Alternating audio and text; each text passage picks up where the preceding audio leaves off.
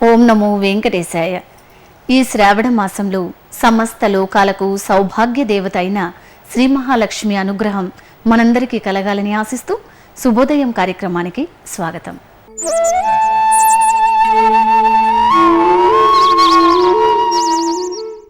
మన సనాతన ధర్మానికి ఆధారం వేదం. ఆ భగవంతుడే స్వయంగా మనకందించిన వేదాలను ఎక్కడ పఠిస్తారో అక్కడ భగవంతుడు సాక్షాత్కరిస్తాడనడంలో సందేహం లేదు. వేద పఠనం విందాం, భగవంతుని అనుగ్రహం పొందుదాం.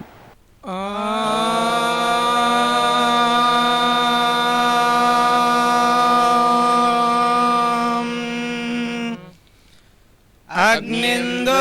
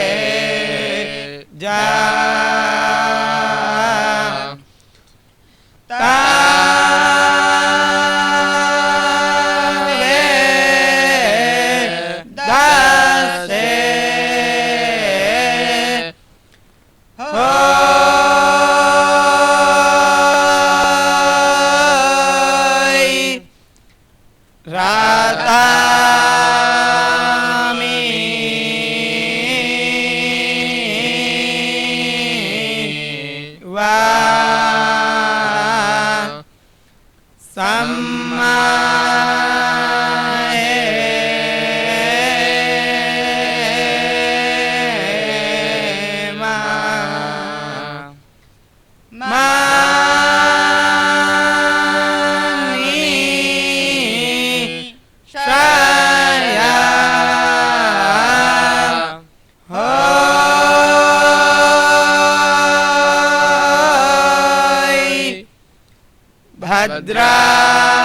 భద్రాహి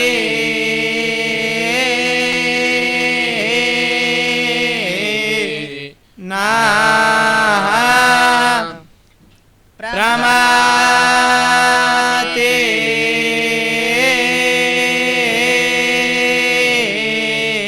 రా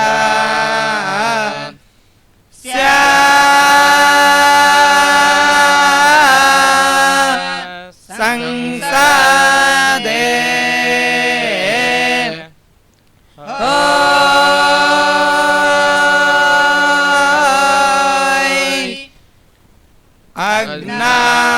అగ్నాయిసా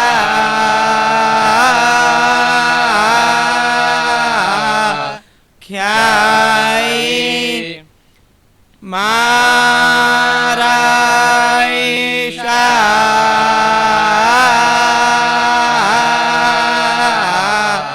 మా వా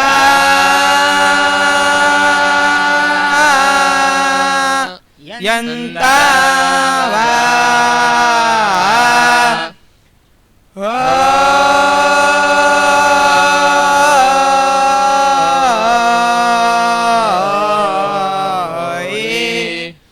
దా దేవో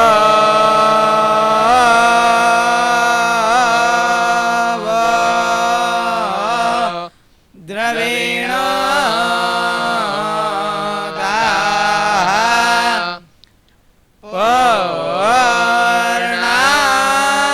పూర్ణాంగే వశ్వాసేచం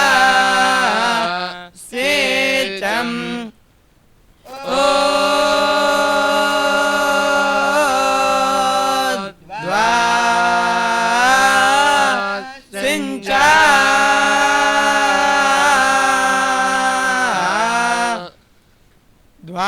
ద్వాముపవా ప్రణద్వం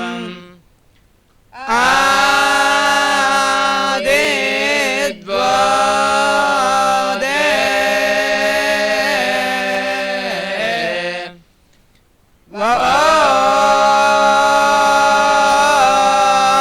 హతే ఇదా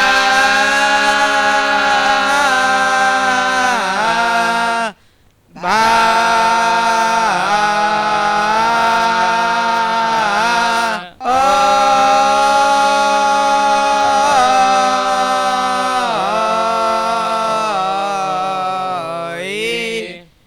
డా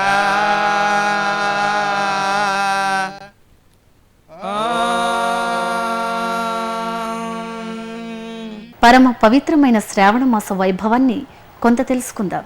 సర్వవేదమయీ గీత సర్వధర్మమయో మనుః సర్వతీర్థమయీ గంగా సర్వదేవమయో హరి.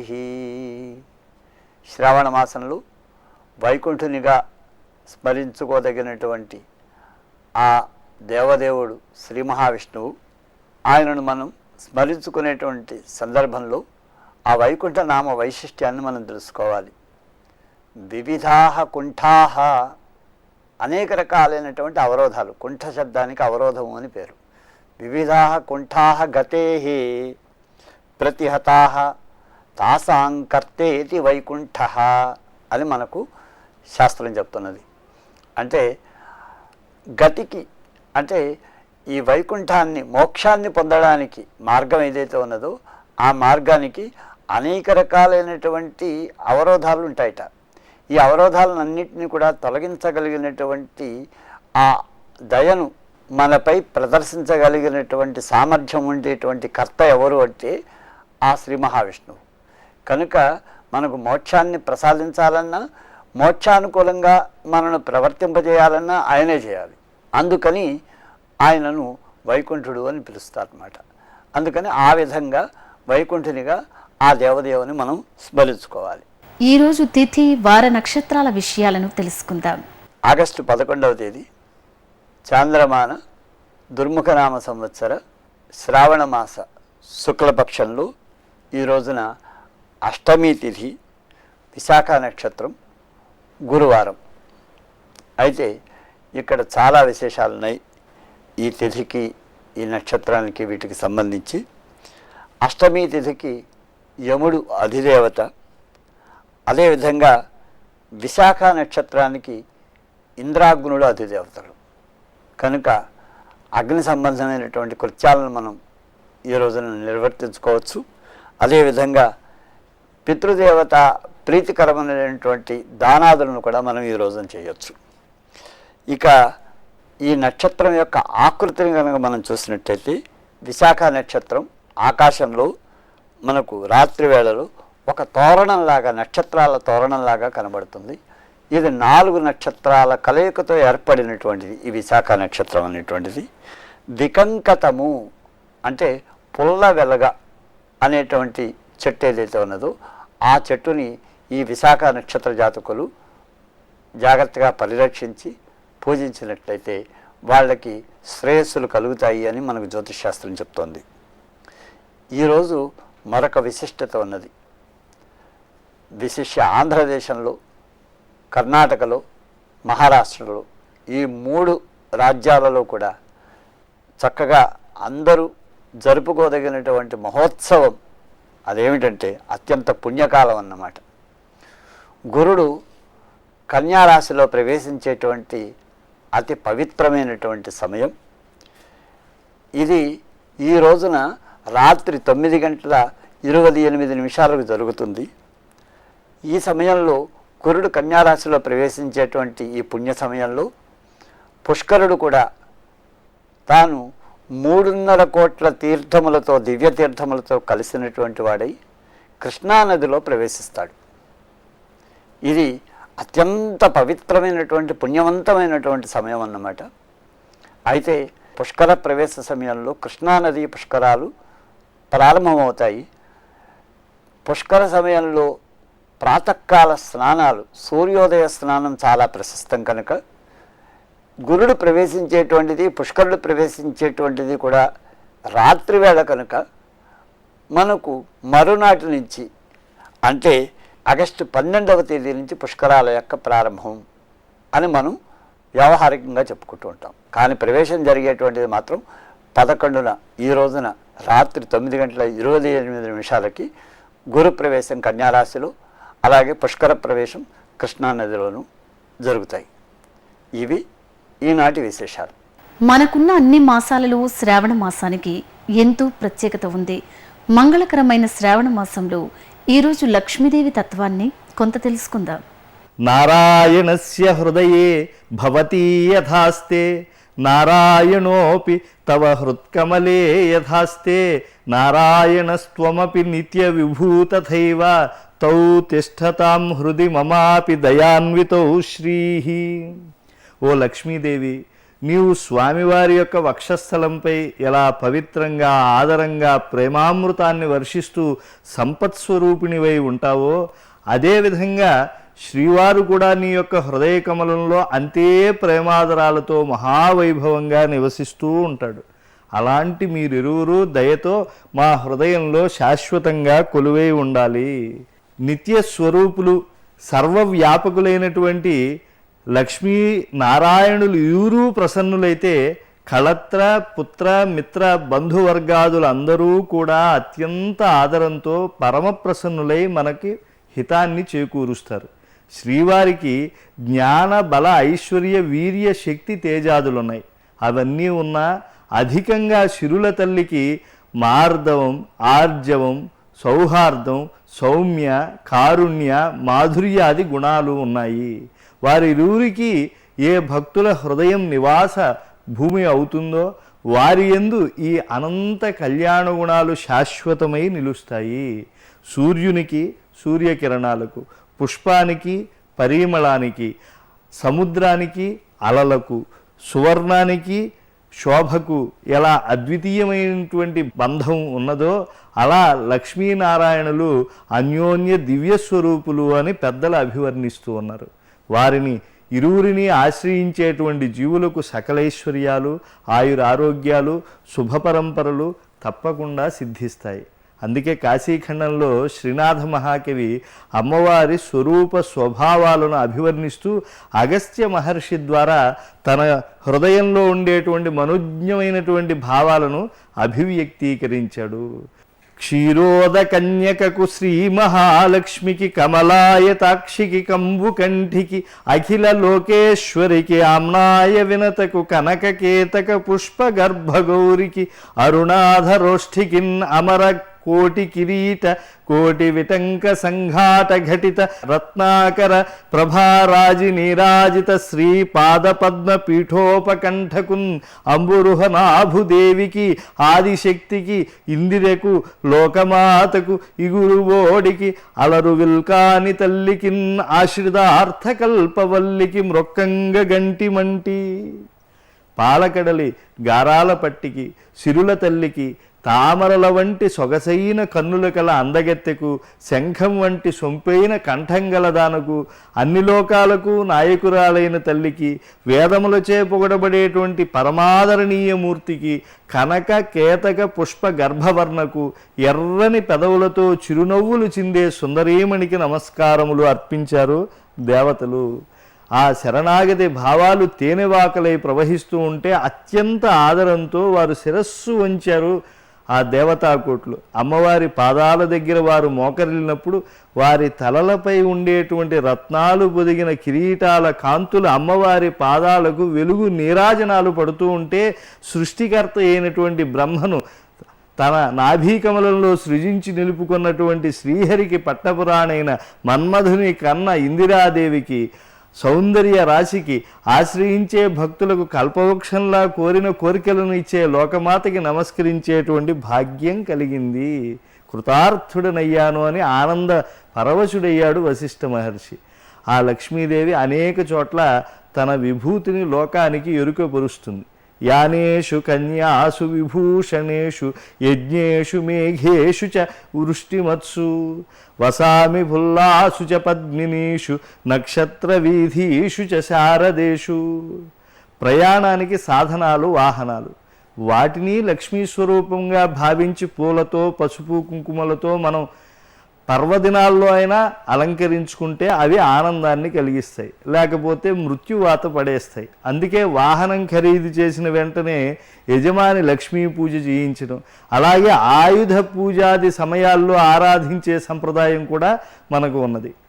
అలాగే కన్యకామణులు సౌభాగ్యవతులు, నిర్దోష దర్శనులు, పతి సమాగమ తపస్వినులై ఎన్నో పూజలు చేస్తూ ఉంటారు.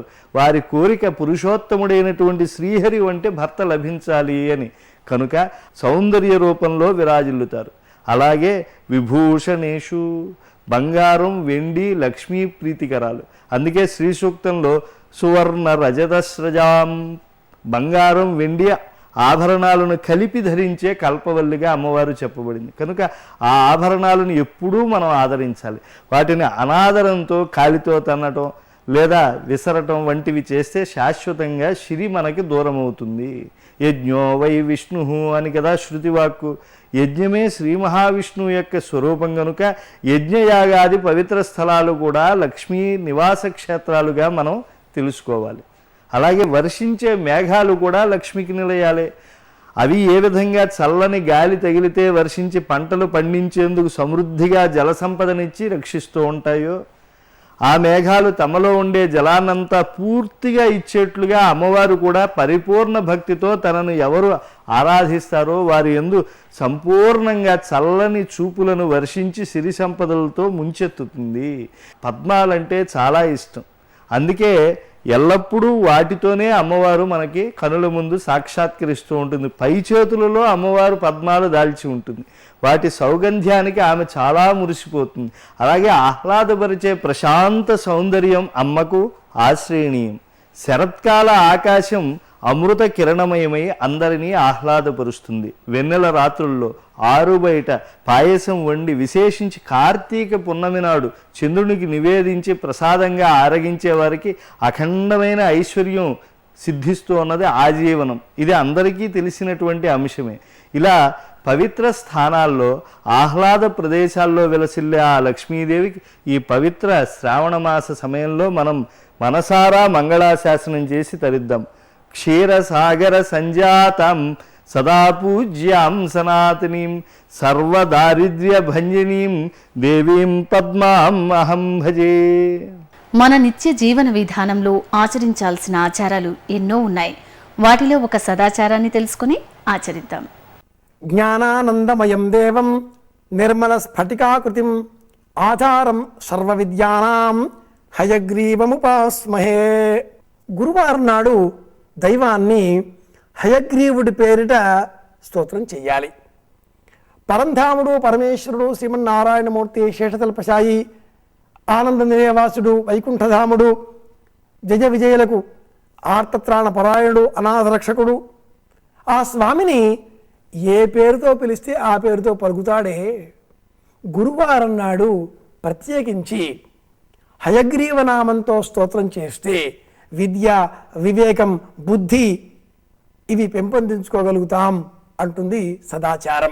జ్ఞానానందమయం దేవం నిర్మల స్ఫటికాకృతిం ఆధారం సర్వ విద్యానాం.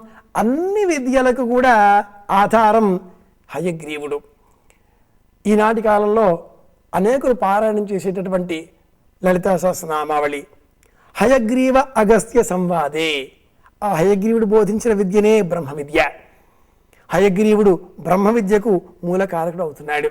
హయగ్రీవుడు అంటే గుర్రం రూపంతో శిరస్సు కలవాడు అని అర్థం. శ్రీమన్నారాయణమూర్తికి ఇలా గుర్రం శిరస్సు ఎలా వచ్చిందో దేవీ భాగవతం ఒక కథ చెప్తుంది. ఒకనాడు వైకుంఠధాముడు శ్రీమన్నారాయణమూర్తి ఆదిశేషుపై పవళించి ఉన్నాడు. ఉండి ఉండి హఠాత్తుగా చిన్న చిరునవ్వు నవ్వాడు. అమ్మవారికి అనుమానం వేసింది. స్వామి ఎందుకు నవ్వుతున్నారు అంది. ఆయన ఏం చెప్పలేదు. ఆవిడ అనుకుంది కృష్ణావతారంలో ఎవరైనా జ్ఞాపకం ఇప్పుడు వచ్చారా అందుకే నవ్వుతున్నాడా అని అనుకోవడంతో ఆవిడ కోపం వచ్చేసింది. లక్ష్మీదేవి కదా నవ్వే ఈ శిరస్సు ఖండింపబడుగాక తెగి పడిపోవుగాక అని అనేసింది. ఆ తర్వాత నాలుగు ఖర్చుకుంది. అడ్డడ్డే ఇలా అనకూడదు కదా అంది. అనేసింది. తథాస్తు. కొంతకాలం గడిచిన తర్వాత గుర్రం శిరస్సు గల ఒక రాక్షసుడు, వాడి పేరు హయగ్రీవుడు. వాడు బ్రహ్మదేవుడికే తపస్సు చేశాడు. చావు లేకుండా వరం పొందాడు. నాబోటి వాడి చేతిలోనే చావు అన్న వరం పొందాడు. అలాంటి వాడెవడు లేడు కాబట్టి చావు లేదు అనుకున్నాడు. దేవతలను హింసించడం మొదలెట్టాడు. దేవతలంతా కూడా శ్రీమన్నారాయణమూర్తి శరణుకి వచ్చారు. దాంతో స్వామి ఈ హయగ్రీవ రాక్షసుడితో 10,000 సంవత్సరాల పాటు యుద్ధం చేశాడు. యుద్ధంలో వాడికి ఓటమి లేదు. స్వామివారికి అలుపు రాదు. మహామాయ యోగమాయని పిలిపించాడు. ఆ ధనుస్సు పైన శిరస్సు ఇలా వాల్చి కాసేపు కన్ను మూశాడు. దేవతలంతా కూడా మళ్ళీ ఇంద్రుడిని ప్రేరేపించారు. తదింద్రధనృత్యజ్యం అభ్రవర్ణేష చక్షతే. ఆయన తస్యేంద్రో వంబ్రి రూపేణ, వంబ్రి అనే పురుగు రూపం ధరించి ఆ ధనుస్సు తాటిని కొరికాడు. ఎక్కుపెట్టిన విల్లు కాబట్టి ఇలా ఎగిరిపడింది. స్వామివారి శిరస్సు ఎక్కడో పడిపోయింది. దేవతలంతా కూడా బ్రహ్మదేవుడి సలహా మేరకు ఒక గుర్రం శిరస్సు తెచ్చారు. స్వామివారికి అతికించారు. స్వామి హయగ్రీవుడు అయ్యాడు. అమ్మవారి మాట నెగ్గింది.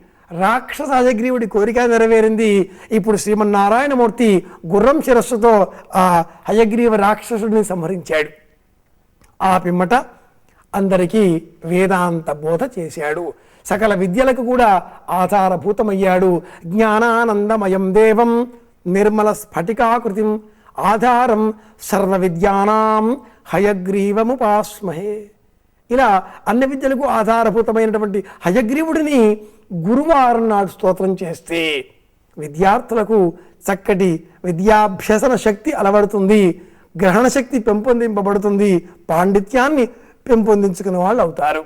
గురువారం నాడు శ్రీమన్నారాయణమూర్తిని ఇలా హయగ్రీవ నామంతో స్తోత్రం చేద్దాం. స్వామి అనుగ్రహానికి పాత్రలమవుదాం. ఇది మన ఆచారం, ఇది మన సదాచారం. చక్కటి సంకీర్తనను విందాం, ఆనందంగా ఉందాం. माधव मनसिज विसिक भयादिव भावनया त्वयि लीना. माधव मनसिज विसिक भयादिव भावनया त्वयि लीना.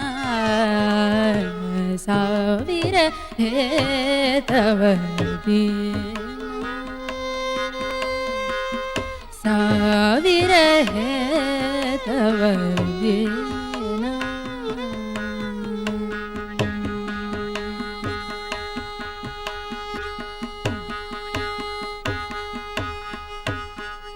निन्दति चन्दनम् इन्दुकिरणम् अनुनिन्दति केदमदीरम्.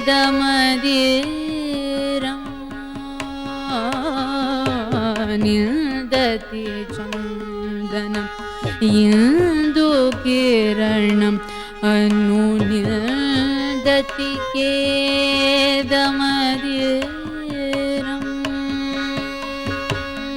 व्याळनिलयमिलनेन करळमिव कलयति मलय समीरम्. साविर हे तव दीना. साविर हे तव दीना.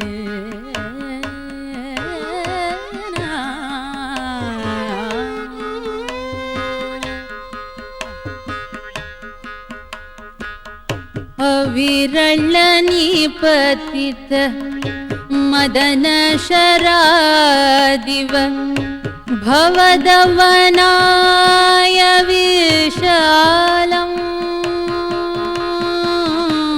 अविरल निपतित मदन शरादिव भवदवनाय विशालम्. अविरल निपतित मदन शरादिव भवदवनाय विशालम्. स्वहृदय मर्मणि वर्म करोति सजलनलिनी दलजालम्. साविर हे तव स्वहृदय मर्मणि वर्म करोति सजलनलिनी दलजालम्. साविर हे तव दीना. साविर हे तव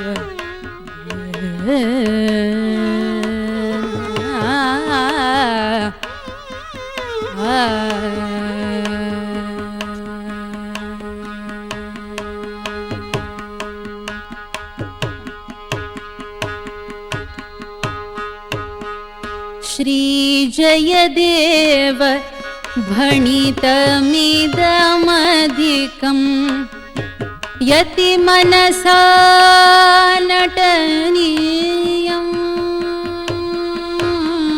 श्री जयदेव भणितमिदमधिकम् यति मनसा नटनीयम्.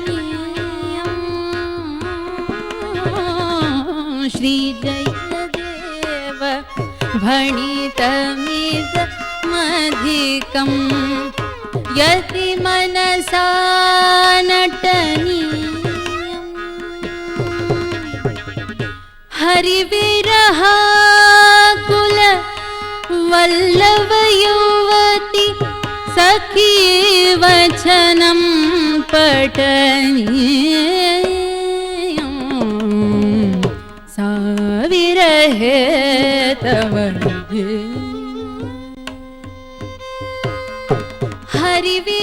हरिविरहाकुल वल्लभयुवति सखी वचनं पठनीयं सा विरहे तव दीना सा विरहे तव दीना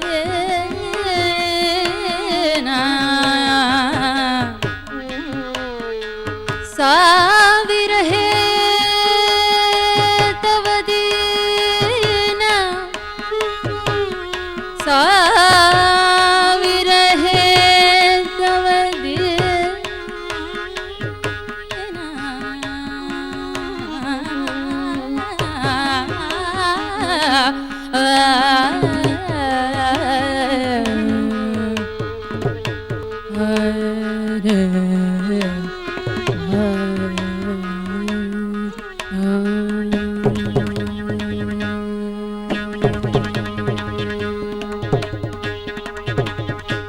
ఈనాటి శుభోదయం కార్యక్రమం మిమ్మల్ని ఎంతగానో అలరించిందని ఆశిస్తూ రేపటి శుభోదయం కార్యక్రమంలో కలుద్దాం.